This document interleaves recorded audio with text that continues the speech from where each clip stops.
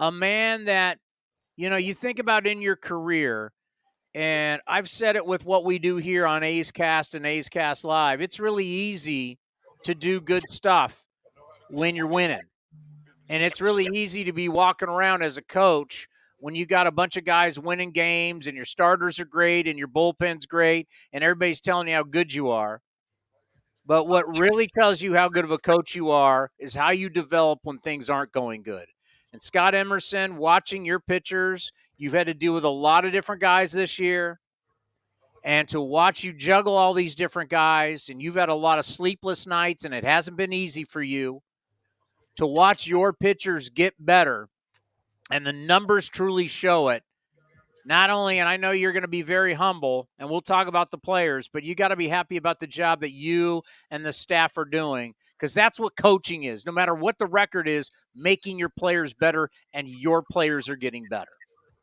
Well, I think that the goal every day is to stick to the process. You go out in each and every day, and you're trying to get everybody one day better. Whether it's physically or mentally, and that's what we're trying to do as a pitching group, is to get everybody to, at some point reach their maximum potential. And we got a bunch of grinders here that staff wise and player wise that wants what's best for everybody. And sometimes you have to make some change, and sometimes you have to make it physically and you have to make it mentally, and obviously there's some emotions going around when you're not winning ball games, but you got to also think of big picture thinking about where are we going. The famous saying, Rome wasn't built in a day. And so you're trying to build something for the future of this organization, and I think by sticking to the process and understanding the task at hand is, where do we see these guys in the future, and are they making progress on the little things to become better? When you think about what's the number one thing that changes, a lot of people want to think physical. Everybody wants to think it's, because we're physical beings. So we want to think, is it something that you did with mechanics? Is it something you did with release point, grip change? And so many times you want to tell people, guys got here for a reason. They've been playing professional baseball. A lot of them understand how to get outs at a lower level, but to get outs at this level, so much of it is the mental side of the game. It's the preparation. It's the hours before that the fans never see.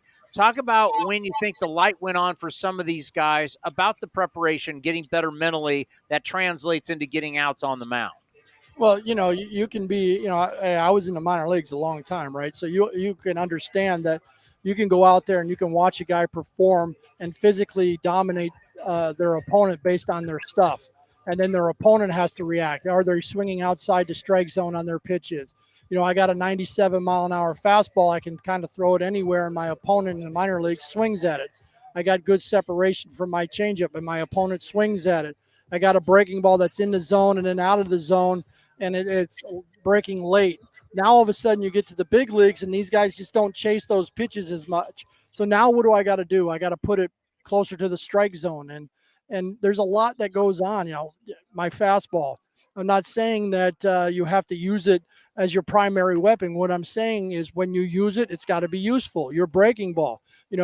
We've talked always, my saying, if hitting's timing, pitching is disruption of timing. Can I disrupt a hitter's timing? Can I throw a changeup in a fastball count? Can I throw a breaking ball in a fastball count? Can I stay out of the middle of the plate behind in the count? Can I stay out of the middle of the plate ahead of the count? What are my best pitches in the big leagues? Guys will come up to the big leagues and we'll think one pitch is their best pitch, and in reality, it's a different pitch. It's a different breaking ball. And the experience comes from here at the big league level. What do you do at the big league level? It's great. Hey, look, I've been in the minor leagues a long time, and now I've been in the big leagues what I consider a long time. And you get to blend that and understand that not everything works in the minor leagues is going to work in the big leagues, and not everything in the big leagues works in the minor leagues. But the process we talked about earlier. What's the process? When I throw my fastball, I got to be useful with it, no matter what the velocity is. Do I have a pitch when I'm in a fastball count that I can throw that's not a fastball and stays away from damage? And that's where the data shows up against certain hitters. They generally have a spot where they can hit the fastball, and can we exploit that? Some of our guys can exploit it. They got to go strength on strength right now. That's where we're trying to show them when you move your fastball, you can go your strength on his weakness, because hitters have a weakness. And what breaking ball do I throw to this hitter? If I've only got one breaking ball, I can only throw that one. Now, where's the best spot to throw that breaking ball and when? Our opponent, Josh Donaldson, this guy hits breaking balls in the strike zone a lot. And if he constantly sees it, he is going to punish you. And we made a mistake. We didn't get it to the location, and JD did what I've seen this guy do for 15 years, right? And it's punish bad off-speed stuff. But luckily for us, it was one mistake, and we ended up winning last night's ball game. JP Sears going tonight. The first time I met him, and when he came over from the Yankees in the trade, and you knew he went to the Citadel, a military college, you started to understand who this guy is. Very regimented. He's the guy that's not going to be a procrastinator. He's the kind of kid that's going to get up early and make his bed every single morning. That's the kind of guy he is. And it also translates onto the field. He is so mentally tough. Is he going to go out there and blow 98 by everybody? No. But he just competes. And as Dave Stewart says all the time about him, I know they did an interview yesterday, is he's got guts. Talk about somebody when, he's a competitor, but there is something to that when a guy's got guts and he's up for the challenge. A great haircut too. Guts to me is the ability to stay within your game plan and stay disciplined. Don't just make a pitch because, he hasn't seen that pitch all night. Maybe I'll trick him here. It's having that discipline to understand who you are, what you do, and take the data and maximize your potential with that data. So you're blending in your game plan and you're sticking to it the best you can. If this guy can't hit high fastballs, well, he's probably going to see more high fastballs. But then you got to have that discipline. Well, when I do throw this slider, I'm going to throw it in the dirt and below the zone where he can hit it, to change the perception of the pitch, and then I'm going to go back to that high fastball. We've always seen where guys throwing 3 or 4 high fastballs. He beats a guy to the spot, then he throws a breaking ball for a base hit, and we go, why didn't he throw another fastball, right? And then if he throws that another fastball, we might say, well, dang, you just can't keep throwing the same pitch over and over again and keep getting the same results sometimes. So part of pitching is understanding your mistake, and he does that great. Hey, look, I'm going to bounce this breaking ball to go back to my fastball. I'm not going to throw it for a strike. And yes, sure, do we make mistakes? We make mistakes on all pitches. But, I think JP understands who he is and what he's capable of doing. He stays in his pocket and does his thing. You're playing zone defense. He's guarding his area. He's not leaving the zone to guard a guy man to man and getting burned. He's understanding his craft. He takes great pride in it, and it's fun to watch. Well, I don't think back in your day they could play zone defense against you because you would shoot them out of the zone defense. I sure would try. That's for sure. I wouldn't stop shooting. I know that. Yeah, you throw up a zone against you, you're daring me to shoot this deadly jumper.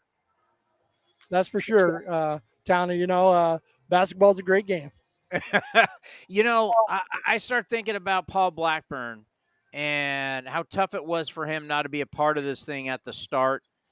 It's just it was burning inside him. And you're talking about a finger, then a fingernail. Just talk about what he has meant stability-wise, leadership-wise to your staff coming back. I think Paul is a great leader by example. I call him Picasso. He goes out there and, he doesn't have the greatest stuff. We all know that. He knows that. I mean, we talked about it today in our post-game meeting with him. He's got that ability to pitch to the edges. He doesn't give in. He makes pitches when he has to. That's some grit right there too, that hey, I got to make this pitch with 2 strikes. I got to make this pitch behind in the count. And like I said earlier, we're going to make some mistakes because that's called the game of baseball. We're going to leave some pitches close to the middle of the plate, but his intent is really good. He understands what his capabilities are. And when Paul goes out there, you know what you get out of Paul. And you can't ask for anything more than knowing what you're going to get from a starting pitcher. And it's a lot of fun to watch. I'm so glad he's back. Another guy I want to talk about, James Kaprielian, because some people say, he's not throwing as hard. Oh, my God, the data, he's not throwing as hard. yet he's more successful. Why is that? Well, yeah, I mean, you have what you have, right? And Cap is one of the hardest working guys in our clubhouse. And when you go out each night, and if you don't have your fastball, you got to be able to move it around, change speeds, like we talked about.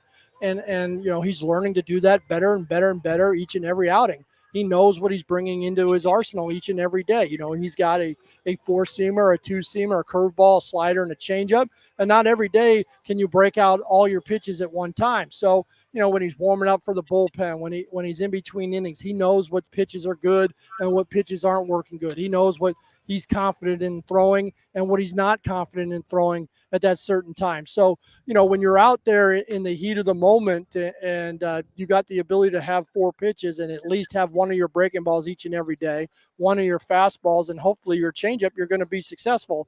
And right now he's showing up, and he's got the sinker slider going. He's been still working on his four seamer.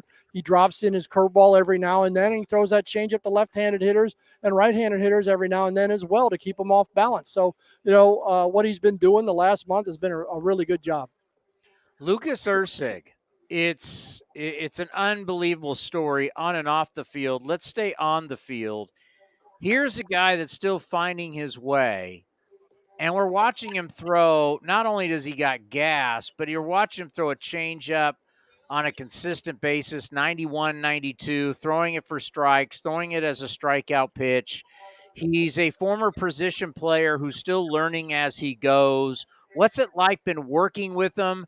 And just talk about how you're trying to help him progress, because he doesn't have a lot of innings underneath his belt, but obviously the arm is special. Yeah, the one thing is he knows how hard it is to hit, right? Because he was a hitter, right? So he knows that if hitting's time and pitching is separation of timing, and he's done a great job. The one thing we've talked about is speeding up that breaking ball a little bit, making it a little tighter, a little harder. He throws it up. It's going to probably look like a cutter up and into the lefties, maybe chasing the right-handers a little bit. And he throws it down the way. It's going to look like a slider. And, just throwing everything with good intent. And when you have good intent and you're under control with your delivery, you're going to probably have a good changeup. And he's got that in his pocket. And it's really fun that, in a hitter's count that he can pull out that changeup. And then when you show it enough and they're sitting changeup or looking in the back of their mind, hey, this guy might throw a changeup, then he beats you with 96 to 100. That's a great feeling as well. So, for me, his delivery is fairly polished. We're just, with our biomechanist, Ethan Stewart, we always, kind of check and make sure these guys are staying in their ranges. And he's got a really good delivery that we like a lot. And when you're able to repeat your delivery, you're able more so, hopefully, be able to develop better quality pitches in the zone and out of the zone when you want to. That's something that, wow, I know Trevor Hoffman used to talk about that, going from a position player to a pitcher. Erceg's kind of like that, going from that kind of guy. Ohtani, I never thought about that from the standpoint of Shohei Ohtani, what an advantage, as an everyday hitter in the big leagues and being a pitcher, how his pitching helps get hitters out, because he's got an idea of what hitters are thinking. I've never really thought about that. That's pretty interesting that Erceg obviously hit at a high level at AAA, that you can view yourself as what was the hitter thinking at that point. I never thought about that. Yeah, don't forget about Sean Doolittle now. I mean, I was in Double-A. Doolittle was our first baseman, and that guy could hit, play first base. But sometimes fear no one, respect everyone. That's kind of a pitcher's type thing. You fear nobody in the box, but you respect everybody. But sometimes when guys get to the big leagues at first, and all of a sudden, oh, dude, Mike Trout's in the box or Shohei's in the box. Now that little fear comes into mind. But now that, hey, man, I've been in that box before. I know that it's not easy. And then all of a sudden, I know it's not easy hitting a guy throwing 98 with a changeup. So I think Lucas has a good advantage of understanding that hitting is not easy. And, you go out there, you change speeds and throw strikes, you're going to have the advantage. Well, we appreciate the time. I just want you to know we've been giving you a lot of praise here on A's Cast Live. I've also done it on NBC to make sure people understand the job that you're doing. It's not easy, but it's definitely showing in the numbers. Your guys are getting better, and that's what coaching is all about. making people better, Emo, and you're doing a great job doing it. Yeah, you just want the guys to go out there and feel good about themselves, and like I said earlier, maximize their potential, and that's all I try to do with these guys is try to milk the most out of them, and we go from there. All right, we'll see you on Friday. All right, thanks for having me.